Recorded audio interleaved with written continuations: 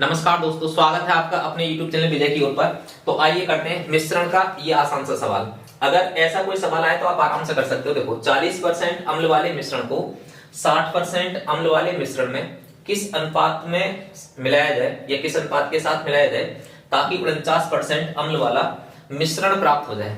तो ऐसा करते समय क्या करेंगे कि भी फर्स्ट जो मिश्रण है इसे इधर रख लेंगे, दूसरा जो मिश्रण इधर रख लेंगे और जो मिश्रित मिश्रण है वो हमें उस वैल्यू को बीच में रखना है।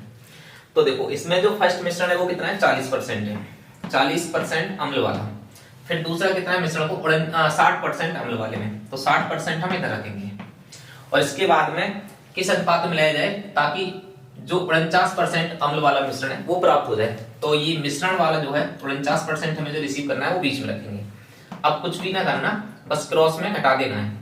तो देखो क्रॉस में 40 और 49 का अंतर कितना हो जाएगा, 9 हो जाएगा। और 49 में और 60 का जो अंतर होगा तो 60 में से 49 घटा देंगे तो कितना आ जाएगा, 11 आ जाएगा। तो इस सवाल का जो सही आंसर होगा वो कितना होगा, वो 11:9 होगा। तो इसका जो सही आंसर है वो किस विकल्प में दे रखा है, सी विकल्प में दे रखा है। तो इस तरह के सवाल का आंसर हमारा आराम से आ सकता है, ठीक है ना। तो ये सवाल आराम से, इस सवाल में क्या है कि भी एक मिश्रण में अम्ल और पानी की मात्रा 1:3 में है। यदि उसी मिश्रण में 5 लीटर अम्ल और डाल दिया जाए तो नए मिश्रण का अनुपात 1:2 हो जाएगा। नए मिश्रण की कुल मात्रा कितने लीटर है, तो इस तरह से बताना है। तो देखो समझना है किस तरह से कि भी शुरुआती जो वजन है, पहला जो मिश्रण दे रखा है, एक मिश्रण शुरू में अनुपात कितना है, अम्ल और पानी का जो अनुपात है शुरू में, अम्ल और पानी, तो अम्ल और पानी का अनुपात कितना दे रखा है 1:3, ठीक है ना, 1:3, ठीक है ना। यदि उसी मिश्रण में 5 लीटर अम्ल और डाल दिया जाए तो नए मिश्रण का अनुपात कितना हो जाता है 1:2। यानी नया जो मिश्रण है, नया मिश्रण, नए मिश्रण में कितना अनुपात हो गया 1:2। तो ये नए मिश्रण का अनुपात है, ठीक है। तो अब इसे कैसे करेंगे, नए मिश्रण में इतना, तो हमें ये ध्यान रखना है कि अभी हमने यदि उसी मिश्रण में कितना डाला है 5 लीटर अम्ल डाला है। अगर 5 लीटर अम्ल डाला है तो जिस चीज को हम डालते हैं, दूसरी चीज जो हमने ना डाली है, जिससे हमने छेड़खानी ना करी है, तो हमें क्या करना है, जिससे हमने छेड़खानी ना करी है उसे बराबर कर लेना है। क्योंकि अगर मैं मिश्रण में 5 लीटर अम्ल डाल रहा हूं तो अम्ल ही डिस्टर्ब होना चाहिए, है नहीं, यानी अम्ल ही डिस्टर्ब होना चाहिए, पानी डिस्टर्ब ना होना चाहिए। तो देखो अम्ल पहले कितना था 1 था, अब भी 1 ही है, पानी 3 था 2 हो गया। जबकि हमने पानी ना तो डाला है ना ही निकाला है, तो इसका मतलब है पानी की मात्रा बराबर होनी चाहिए। तो सबसे पहले हम क्या करेंगे, ऐसे सवालों में पानी की मात्रा बराबर कर लेंगे।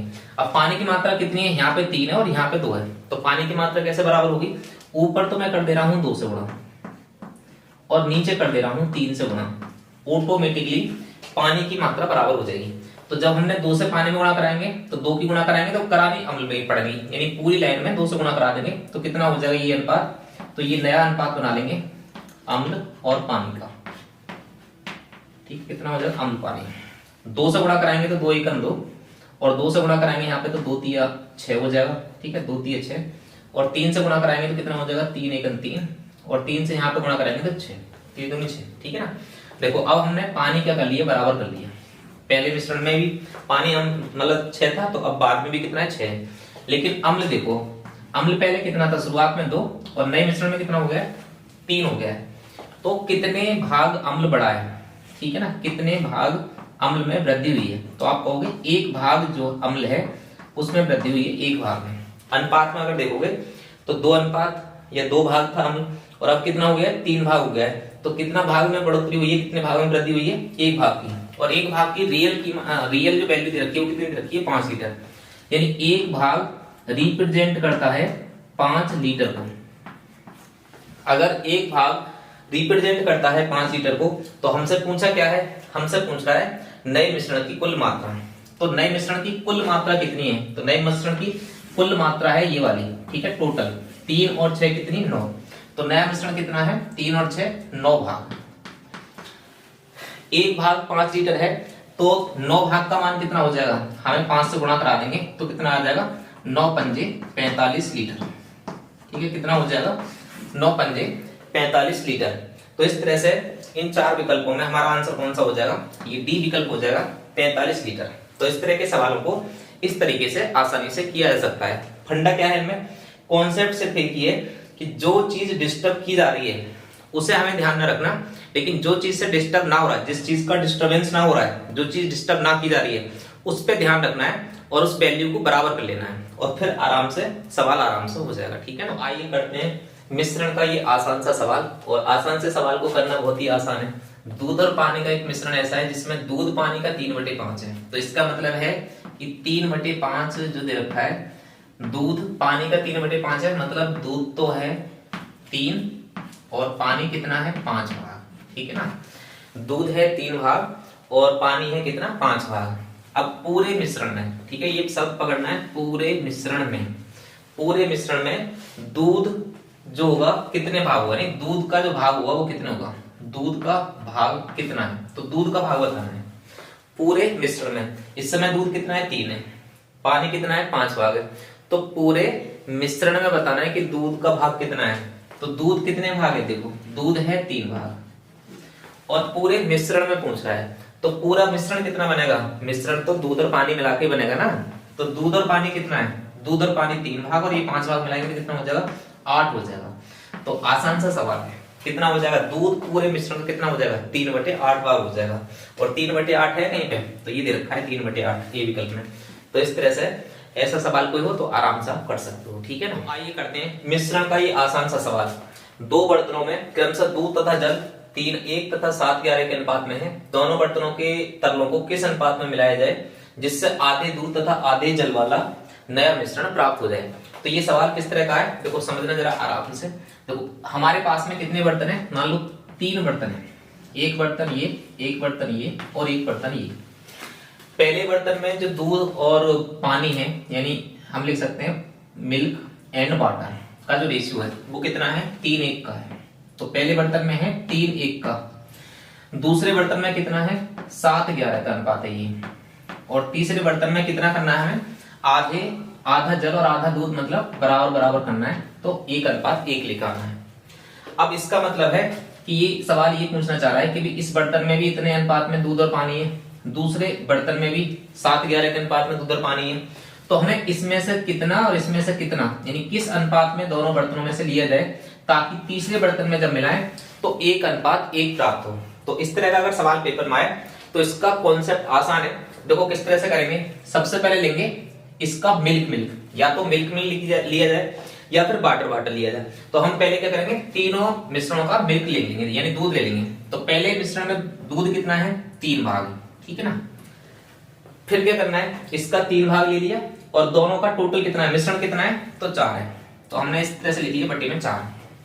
अब दूसरे बर्तन में दूध कितना है 7 है, और टोटल कितना हो जाएगा 7 और 11 कितना हो जाएगा 18 है, तो टोटल नीचे रख लेना है। अब इसमें दूध कितना है तो 1 भाग है, ठीक है 1 भाग, और टोटल कितना हो जाएगा 2 भाग हो जाएगा। ठीक है, ये वाली बात क्लियर हो गई।